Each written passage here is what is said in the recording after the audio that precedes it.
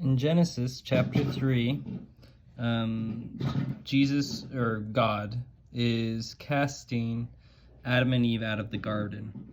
And he's talking to the serpent in verses 14 and 15, and he says, "And the Lord God said unto the serpent," or Lucifer, so the serpent is representative of Lucifer, "Because thou hast done this, thou art cursed above all cattle and above every beast of the field, and upon thy belly shalt thou go, and dust shalt thou eat all the days of thy life. I will put enmity between thee and the woman, and between thy seed and her seed. It shall bruise thy head, and thou shalt bruise his heel." Or other translations will say, "He shall crush thy head, and thou shalt bruise his heel." And I heard a very interesting interpretation, a very interesting connection to this verse. When we were studying the book of Judges, my wife, mentioned this story. So there's the story where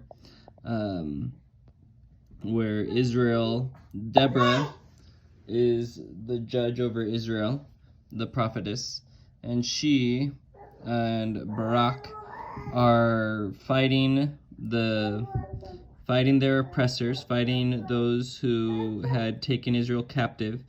The leader of the group of the army they were fighting was Sisera. Okay, and Sisera is running away, okay, because Israel is winning, and he goes into the tent of Jael.